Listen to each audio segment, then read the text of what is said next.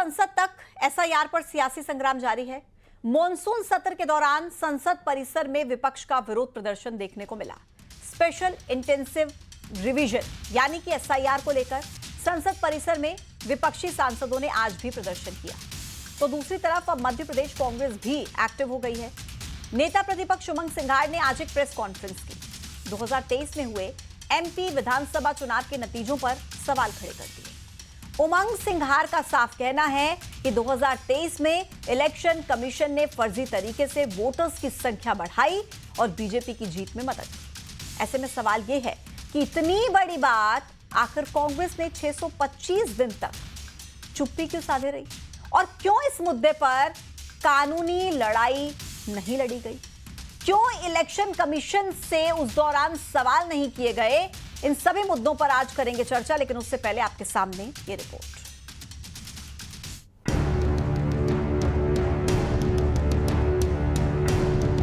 Vote चोरी की लड़ाई मध्य प्रदेश तक आई।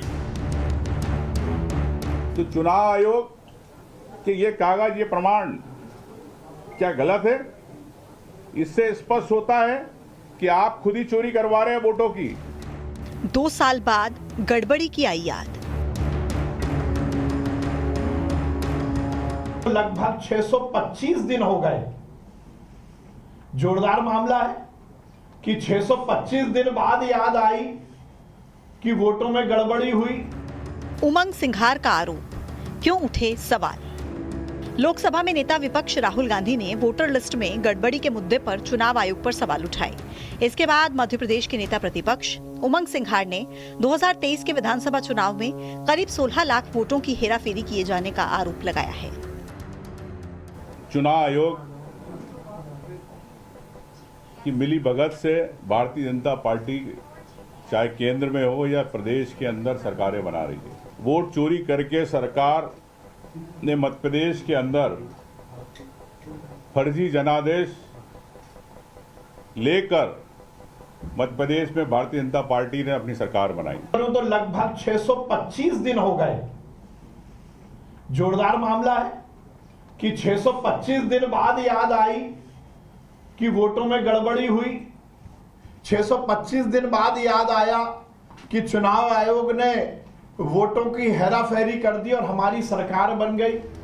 एक तरफ सियासी बयानबाजी है तो दूसरी तरफ कई तरह के सवाल खड़े हो रहे हैं। आखिर कांग्रेस को 2023 की गड़बड़ी की अब याद क्यों आई? तो वहीं सवाल ये भी कि जिन सीटों को कांग्रेस ने कम मार्जिन से जीता, क्या वहां पर भी गड़बड़ी हुई? इसी मुद्दे पर करेंगे आज महाडिबेट में चर्चा।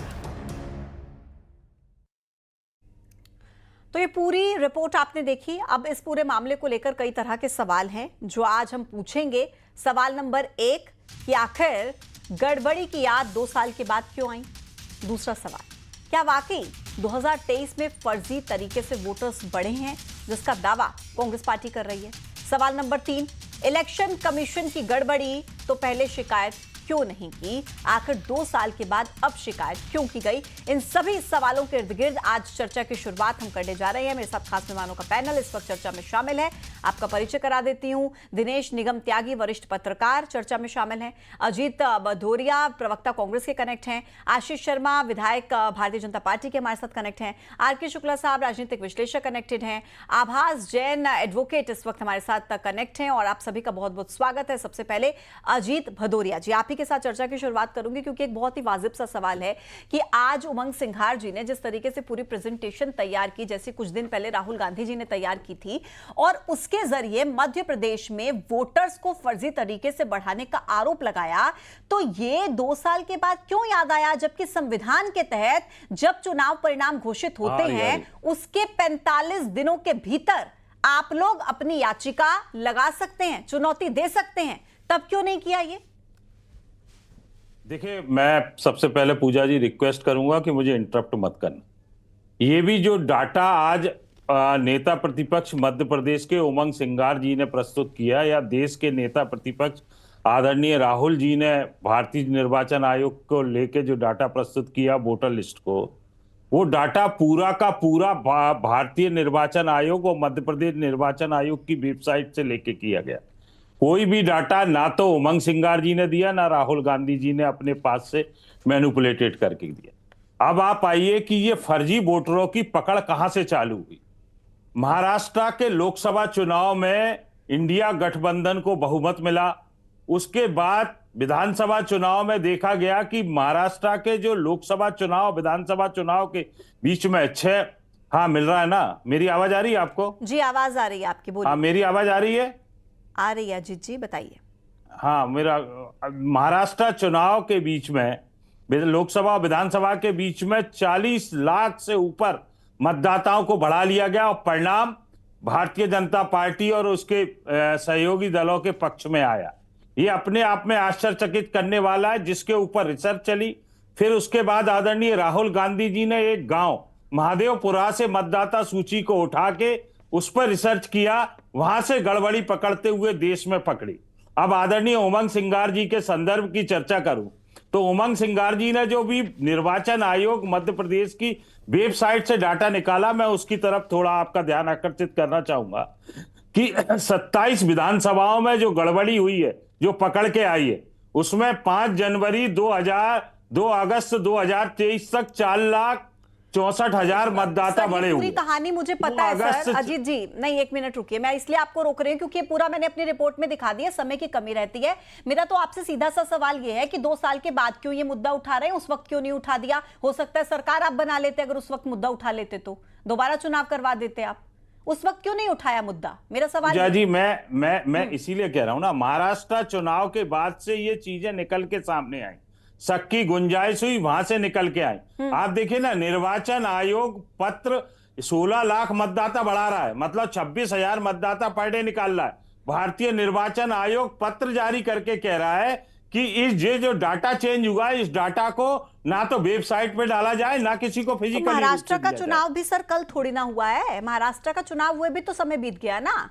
ये राहुल गांधी जी प्रेजेंटेशन लेकर आते हैं, कुछ समय बाद उमंग सिंघार जी लेकर आते हैं, तो क्या ये आप लोग हाईकमान को खुश करने की कोशिश कर रहे हैं अपने अपने, या अगर वाकई कोई ऐसा मसला है तो आप लोग थोड़ा समय पहले लेकर आ जाते, सीधे कोर्ट का रुख सुनिए करते? मेरी बात, ये उमंग सिंगार जी जो लड़ाई लड़ रहे हैं, राहुल गांधी जी लड़ाई लड़ रहे हैं, ये हमारे आपकी लड़ाई है, ये एक एक मतदाता की लड़ाई है। जिस तरीके से लोकतंत्र को चोरी किया जा रहा है, भारतीय निर्वाचन आयोग पत्र लिख रहा है कि जो 26 लाख मतदाता बढ़ाए गए हैं, उन मतदाताओं को 26,000 पर डे मतदाता, 16 लाख मतदाता बढ़ाए गए, उनको ना तो वेबसाइट पे डाला जाए, ना किसी को फिजिकली रूप से दिया जाए। ठीक है, तो ये क्या है? ये जो मतदाता काटे गए हैं पिछले समय में, उनको ना तो जिला निर्वाचन अधिकारी ने किसी के संज्ञान में लाया, ना मध्य प्रदेश राज्य निर्वाचन आयोग ने किसी के संज्ञान में लाया। मैं वापस से आपके पास सब चीजें वोटों की, शर्मा जी से मैं जवाब ले लेती हूँ। आदरणीय पूजा जी, आपको तो करना चाहिए कि चोरी पकड़ी गई है, चाहे भले ही देर से पकड़ी गई, आशीष शर्मा जी बताइए जरा, क्या चोरी पकड़ी गई है? बेशक जरा देर से पकड़ी गई हो, और अगर इतना ही पारदर्शी तरीके से सब कुछ हुआ है तो जो ये कांग्रेस पार्टी मांग कर रही है कि सामने आ जाए लिस्ट पूरी, तो उसमें क्या दिक्कत है? अगर फुटेज सामने आ जाएंगे, बूथवार तरीके से वोटर लिस्ट सामने आ जाएगी, अगर सब कुछ ट्रांसपेरेंसी से हुआ तो फिर क्या दिक्कत है? भारत के निर्वाचन आयोग की अपने पूरे विश्व में एक विश्वसनीयता है, और मैं ऐसा मानता हूं कि इतने बड़े लोकतांत्रिक देश में इतने सारे चुनाव आयोग के माध्यम से होते हैं। वार्ड के पार्षद से लेकर तो लोकसभा तक के चुनाव निर्वाचन आयोग कराता है। विगत कुछ समय से कांग्रेसी नेता, खास करके राहुल गांधी जी, जो अपने आप को सुपरमैन समझते हैं, जब कोई व्यक्ति अपने आप को बहुत बलशाली या सब कुछ समझने लगता है, तब उसको ये भ्रम हो जाता है कि मैं जिताने में भी सक्षम हूं, मेरा नेतृत्व बहुत अच्छा है। लेकिन इतने सारे राज्यों में नकारे जाने के बाद जब उनका नेतृत्व कोई करिश्मा नहीं कर पा रहा है, तो वो पूरा आरोप पहले ईवीएम पर लगाया, ईवीएम के बाद करते करते मतदाता सूची से लेकर सब तक वो आ गए। पूरा देश भी जानता है, बुद्धिजीवी लोग खास करके जानते हैं, मध्य प्रदेश और भारत की जो चुनाव प्रणाली है वो बहुत साफ सुथरी है। हम लोग भी बहुत नीचे से राजनीति करते हुए यहाँ तक आए हैं। मतदाता सूची में नाम जुड़वाना हो, नाम कटवाना हो, इसकी एक प्रक्रिया है। ऑनलाइन भी आजकल मतदाता सूची देखी जा सकती है, नाम घटाया और जुड़वाया जा सकता है। ग्रामीण क्षेत्र और शहरी क्षेत्र में आप जाएंगे तो 6 महीने में आदमी का निवास बदल जाता है। कई बार किसी व्यक्ति का नाम ग्रामीण क्षेत्र में भी होता है, शहरी क्षेत्र में भी होता है, और इस कारण से मतदाता सूची में कई जगह अंतर आता है। इससे कोई नेता इनकार नहीं कर सकता। कई लोग की मृत्यु हो जाती है लेकिन उनका नाम मतदाता सूची से नहीं। लेकिन सर 16 लाख वोटर्स का अंतर थोड़ी ना आ जाता है आशीष सर। देखिए, निर्वाचन आयोग जो कि बहुत जिम्मेदार संस्था है और इसका जवाब निर्वाचन आयोग ही दे सकता है और ठीक उसने है, आपने दिया। बहुत अच्छी बात की है आशीष जी, आपने बहुत अच्छी बात की कि निर्वाचन आयोग ही इसका जवाब दे सकता है। तो क्या भारतीय जनता पार्टी फिर ये क्यों नहीं कहती कि निर्वाचन आयोग को बिल्कुल इस पर जांच करनी चाहिए, सामने लाने चाहिए पूरी लिस्ट जो ये मांग रहे हैं, लगातार ये कह रहे हैं कि वोटर बढ़े घटे उसकी लिस्ट चुनाव आयोग की तरफ से हमें नहीं दी गई है, जबकि चुनाव राजनीतिक पार्टियों को तो दी जाती है ना। तो अगर ये मांग रहे हैं तो फिर उसमें क्या आपत्ति है? आप लोगों को भी साथ देना चाहिए फिर तो।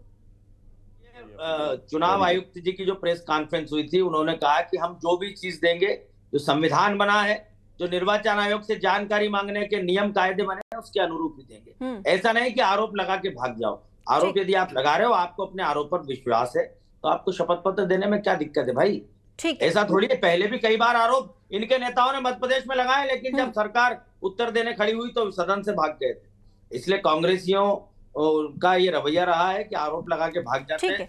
मैं दिनेश जी के पास जाऊंगी, फिर आपके पास आती हूँ। सर दिनेश जी बताइए जरा कि ये जो अब लगातार वोट चोरी के आरोप लगाए जा रहे हैं, फर्जी वोटर्स के आरोप लगाए जा रहे हैं, और भारतीय जनता पार्टी तो लगातार कांग्रेस पर आरोप लगाती है कि जब ये हारते हैं इलेक्शन कमीशन पर, ईवीएम पर, वोटर लिस्ट पर ठीकरा फोड़ देते हैं। लेकिन क्या आपको लग रहा है कि जो आरोप कांग्रेस पार्टी लगा रही है वो बिल्कुल सही आरोप है? क्या जांच होनी चाहिए?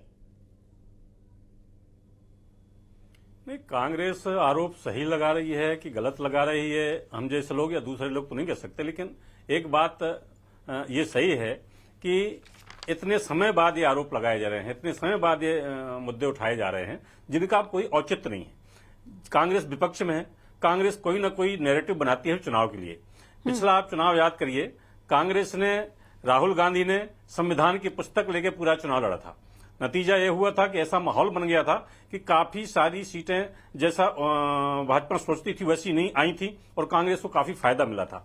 अब संविधान की लड़ाई खत्म हो गई और भाजपा कह रही है कि जो संविधान को गलत मुद्दा बना के कांग्रेस ने ऐसे अर्जित की। अब इस बार राहुल गांधी ने ये मतदाता सूचियों का मुद्दा उठा लिया है कि मतदाताओं के जरिए उनके चुनाव को चोरी किया जा रहा है और भाजपा को जिताया जा रहा है। क्योंकि राहुल गांधी ने राष्ट्रीय स्तर पर यह मुद्दा उठा दिया, राहुल गांधी बिहार में यात्रा लेके निकल पड़े इस मुद्दे को लेके, तो जहां जहां भी भाजपा की सरकारें हैं, मुझे लगता है वहां के जो नेता हैं एक एक करके अब सामने आएंगे, ऐसा कहेंगे।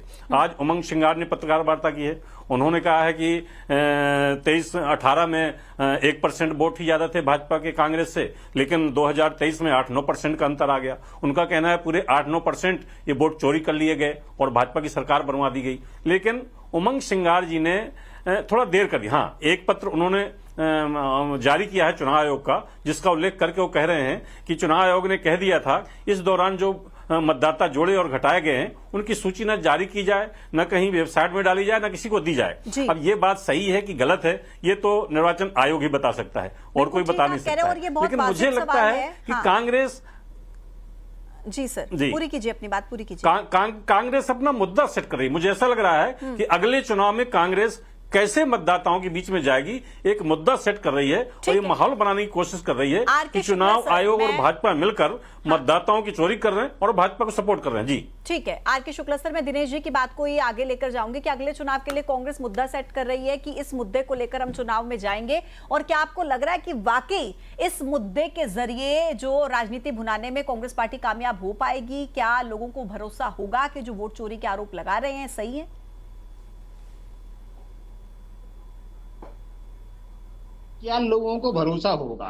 अगर लोकतांत्रिक तरीके में आपको जनता का भरोसा जीतना है, जनता का विश्वास जीतना है और जनता के माध्यम से सत्ता में आना है, तो आपको जनता के द्वारा चुनी गई सरकारों के माध्यम से जो संवैधानिक संस्थाएं हैं देश में काम कर रही हैं, उन पर विश्वास भी करना पड़ेगा। सिर्फ आरोप लगा के भागने से तो काम नहीं होने वाला। अभी आपने देखा हो, राहुल गांधी पर सुप्रीम कोर्ट ने भी एक कमेंट किया है कि भाई सच्चा भारतीय ऐसा नहीं करता। आप चुनाव आयोग पर विश्वास नहीं करते, सीबीआई पर नहीं करते, ईडी पर नहीं करते, मतलब जितनी संवैधानिक संस्थाएं हैं सब पे आपको विश्वास नहीं है। अगर आप चुनाव हार रहे हैं तो मुझे लगता है कांग्रेस पार्टी हो या कोई भी राजनीतिक पार्टी हो, अगर उसको जनता का विश्वास जीतना है तो हमारे देश की संवैधानिक संस्थाओं पर, संविधान पर विश्वास करना होगा। जब आप संवैधानिक संस्थाओं पर, संविधान पे ही विश्वास नहीं करेंगे तो जनता आप पे विश्वास कैसे करेगी? दूसरा सवाल, अगर कांग्रेस पार्टी के द्वारा लगाए गए आरोपों में सच्चाई भी है, एक मिनट को मान भी लेते हैं, तो वो एक उसकी प्रोसेस है। भाई अगर हम नौकरी के लिए जाते हैं तो आवेदन करते हैं, कोई कैंडिडेट चुनाव में जाता है तो वो उसको नामांकन दर्ज होता है, मतलब जो प्रोसेस का तो पालन करो। सिर्फ चौराहे पे खड़े होके या राजनीतिक मंच पे खड़े होके आरोप लगा देने से क्या जनता विश्वास करेगी? ठीक है, शुक्रिया मुझे सर। तो लगता है हाँ। शायद नहीं।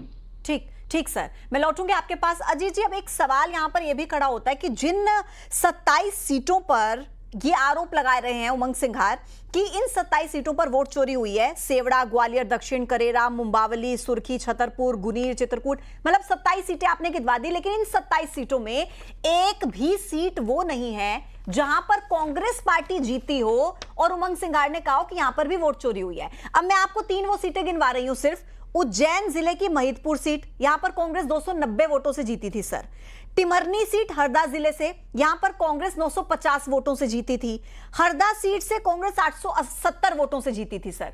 तो क्या इन सीटों पर वोट चोरी हुई है सर?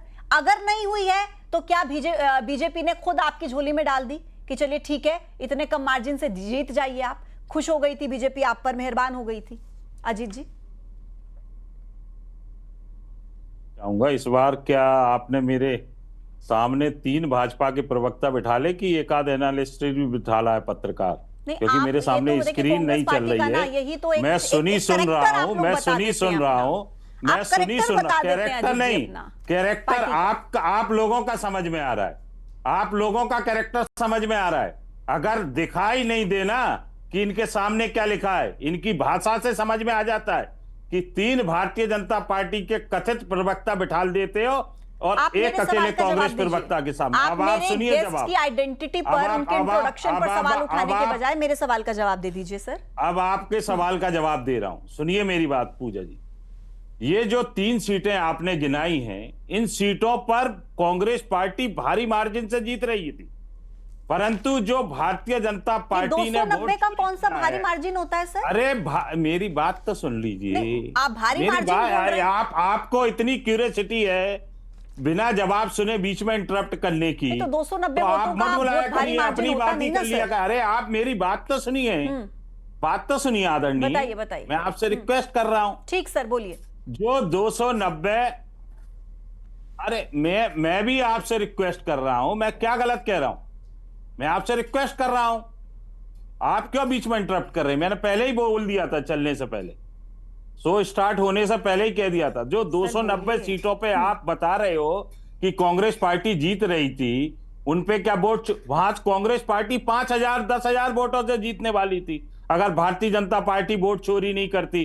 पूजा जी, कांग्रेस पार्टी और ज्यादा वोटों से जीतने वाली थी जहां कम मार्जिन पर जीत रही थी, वहां पे अगर वोट चोरी नहीं होता तो। ये सब चीजें लगा, हेलो आवाज आ रही है मेरी? आवाज आ रही है सर, लेकिन ये कोई सवाल का जवाब तो नहीं हुआ ना सर।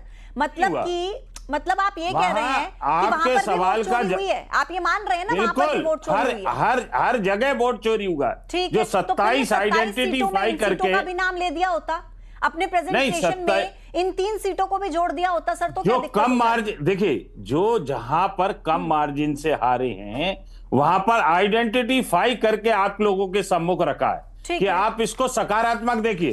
कांग्रेस पार्टी देखिए जो है ना कि कांग्रेस पार्टी चुनाव में जाना चाहती है, कांग्रेस पार्टी इसमें जाना चाहे, अरे भैया 3 साल बाद चुनाव है आदरणीय पूजा जी, अभी कहां से नैरेटिव सेट होगा? ये तो हम लोकतंत्र को बचाने की लड़ाई कर रहे ठीक है हैं। सर, एक आपके भारतीय जनता पार्टी के प्रवक्ता कह रहे थे 3 में से कि साहब संविधान को लेके, अरे संविधान को लेके राहुल गांधी जी आगे चले, उसमें कितना नरेंद्र मोदी जी को डिफेंसिव होना पड़ा जी। आप अगर जानकार हो तो आप स्वयं इतिहास उठा के देख लीजिए, जब से राहुल जी संविधान की किताब आगे लेके चले। और वो इंतजार कर रहे हैं। मैं लौटूंगी आपके पास। आभास जैन जी एडवोकेट है, हमारे साथ जुड़ गए हैं। आभास जैन जी, मेरे आपसे 2 सवाल हैं। एक सवाल कांग्रेस पार्टी को लेकर कि अगर कांग्रेस पार्टी लगातार ये आरोप लगा रही है तो एक जो लीगल तरीका होता है, जो बार बार कहा जा रहा है कि शपथ पत्र आप दीजिए, शपथ पत्र आप दीजिए, क्या आप भी मानते हैं कि वो बहुत जरूरी हो जाता है? और दूसरा सवाल चुनाव आयोग को लेकर है, क्योंकि आरोप ये लगा है कि डिजिटल डेटा नहीं रखा गया था जब जानकारी मांगी गई उनसे नकली वोटों को लेकर के।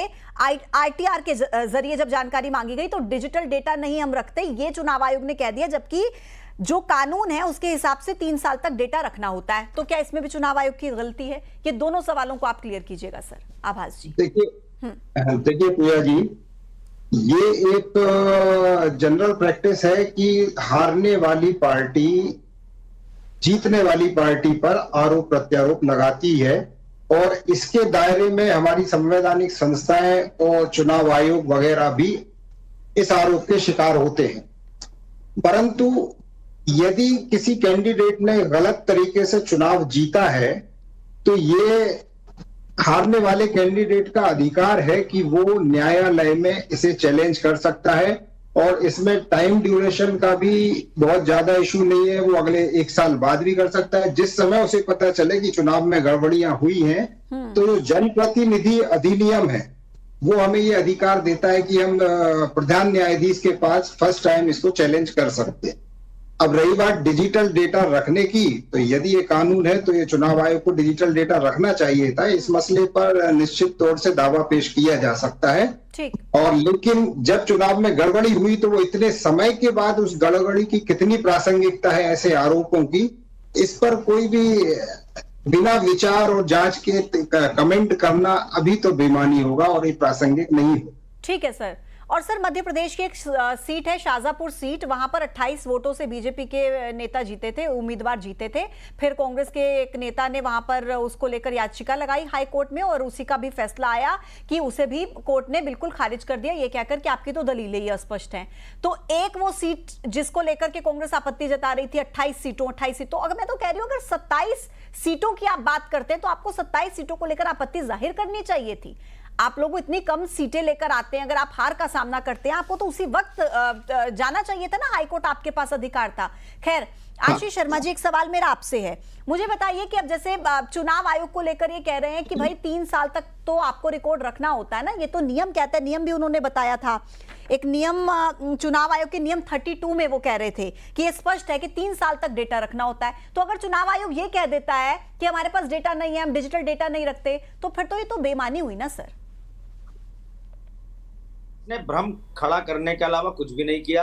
संविधान समाप्त कर देगी भाजपा आएगी तो भाजपा वोट चोरी कर रही है, इस तरह का भ्रम पूरी देश की जनता के सामने वो नेता फैला रहे हैं जिनको अपने कार्यकर्ताओं के ऊपर विश्वास नहीं।